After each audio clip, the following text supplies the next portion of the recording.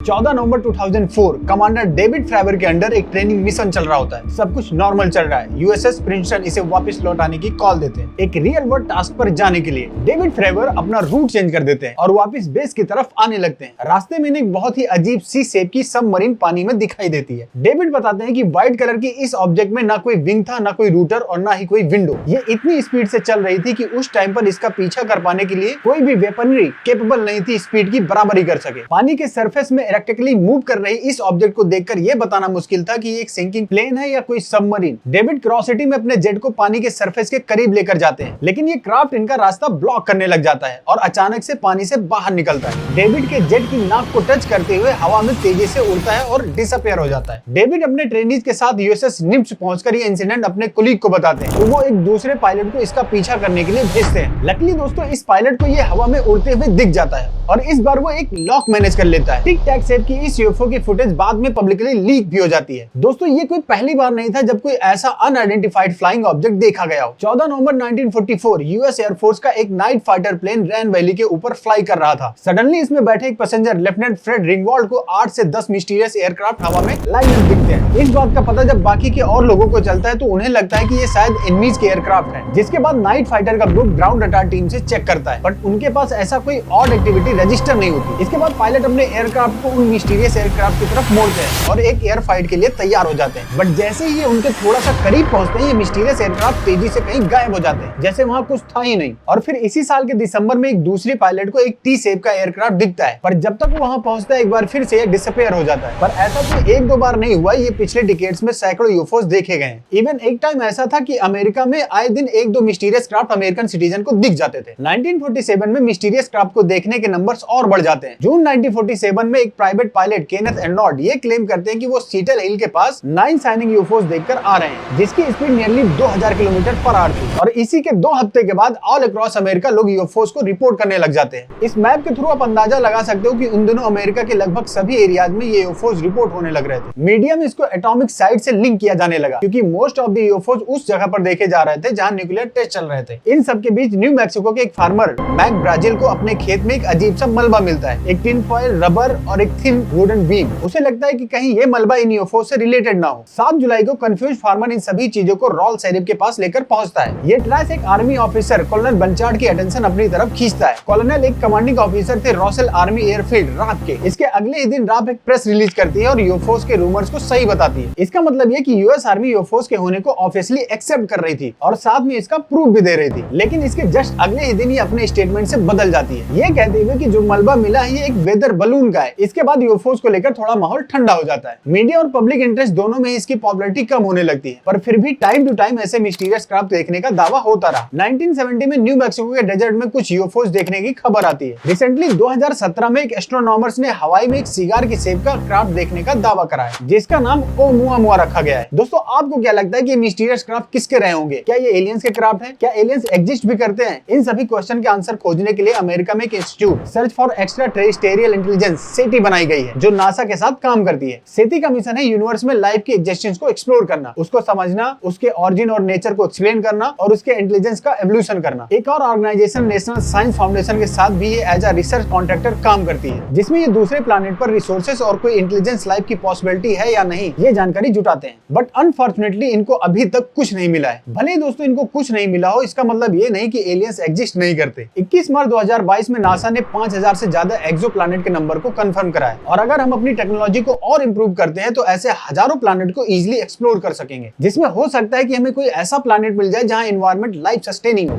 आप सोच रहे होंगे कि नासा, सेटी, एनएसएफ जैसे ऑर्गेनाइजेशन को आज तक कुछ नहीं मिला, बट जो दुनिया भर में यूएफओस देखे गए उनका क्या? ये क्या थे फिर? दोस्तों आपने एक नाम सुना होगा, एरिया 51। इसकी कहानी सुनकर आपको सब कुछ क्लियर हो जाएगा। दरअसल अमेरिका और यूएसएसआर के बीच कोल्ड वॉर चल रही थी। American president Dwight D Eisenhower Russian military के ऊपर नजर रखना चाहते थे। आइजनहावर एक एक्सपर्ट पैनल रिक्रूट करते हैं, जिसका काम होता है अपनी टेक्नोलॉजी और साइंस को इंप्रूव करना और ये फिगर आउट करना कि अगर रशिया अटैक कर दे तो उसे कैसे डील करना है। और इन सब में एक बात क्लियर थी कि नजर रखने के लिए एक कोई सर्विलांस प्लेन की जरूरत पड़ेगी, जिसके लिए एक कोई सिक्योर लोकेशन चाहिए होगी जहां इसको असेंबल और टेस्ट कर सके। लोकेशन की तलाश में नोएडा के डेजर्ट के बीचों बीच एक रनवे दिखता है। सिटी से काफी दूर न कोई बिल्डिंग थी और न ही कोई पॉपुलेशन। दोस्तों यहीं से जन्म लेता है एरिया 51। इस इलाके में अमेरिकन पहले भी न्यूक्लियर टेस्ट कर चुके हैं। सिटी से काफी दूर होने के चलते सिक्योरिटी मेंटेन करना काफी इजी था और और बहुत जल्द एरिया 51 एक fully functional spy plane factory में ट्रांसफॉर्म हो जाता है, जिसके बाद इसमें कई अमेरिकन स्पाइंग प्लेन बनाए जाते हैं, जैसे U spy plane, Lockheed A-12, SR-71 Blackbird और द स्टील्थ F-117 नाइटहॉक। इससे आपको थोड़ा आइडिया लग गया होगा कि लोगों को ये अनआइडेंटिफाइड क्राफ्ट क्यों मिल रहे थे देखने को। 1950 और 60 के टाइम पर बड़े नंबर्स में जो फेरी डिस्क फ्लाइंग सेवर्स 40,000 फीट से ऊपर रिपोर्ट होने लग रहे थे, वो इन स्पाई प्लेन से बिल्कुल मिलते जुलते दिख रहे थे। उस टाइम पर जो एयरक्राफ्ट उड़ने का एल्टीट्यूड था वो 40,000 फीट के बिलो था, और अमेरिका ने जो अपना पहला स्पाई प्लेन बनाया U-2 स्पाई प्लेन, ये 65,000 फीट तक भी उड़ सकता था। दोस्तों, मैक्स ऑफ द टाइम जो पायलट्स या लोग यूएफओज रिपोर्ट कर रहे थे, वो मैक्स ऑफ द टाइम ये स्पाई प्लेन होते थे। सवाल यहाँ ये उठता है कि अमेरिकन अपने ही लोगों को इसके बारे में क्यों नहीं बताता, जबकि आज भी लोगों को यही लगता है कि एरिया 51 में कोई एलियन बेस बनाया गया है जिसमें यूएस आर्मी ने एलियन कैद कर रखा है। इन बातों का आज भी इतना असर है कि साल 2019 में जो रोगन का एक फेमस पॉडकास्ट बहुत ही कल्ट फिगर बॉब लजार के साथ पब्लिश होता है।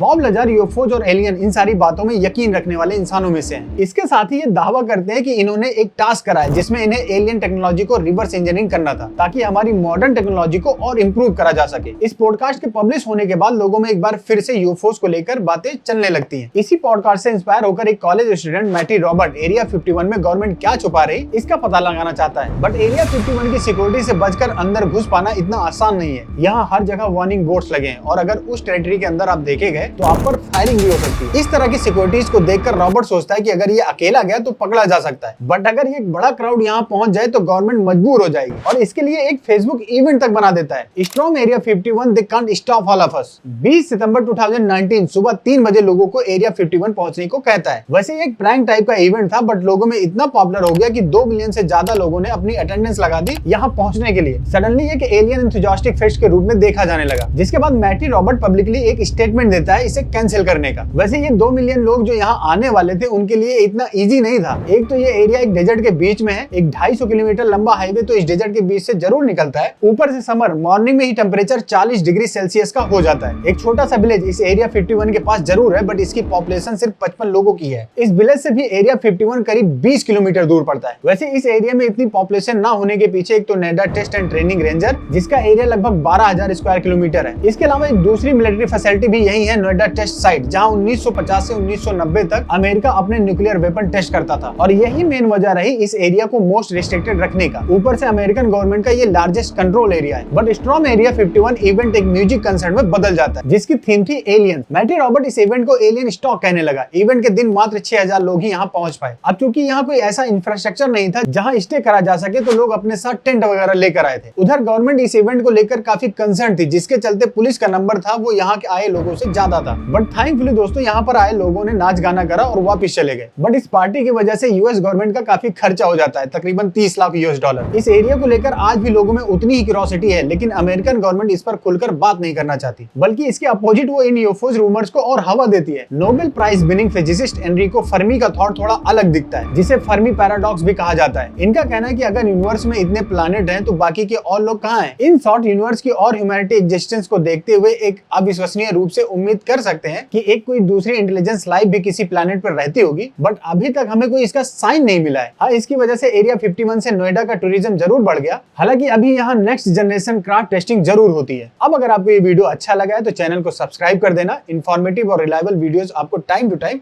मिलती रहेंगी। हमारी लास्ट वीडियोस देखने के लिए यहाँ पर क्लिक कर सकते हैं, और मिलते हैं अगले वीडियो में। तब तक के लिए पीस आउट दोस्तों।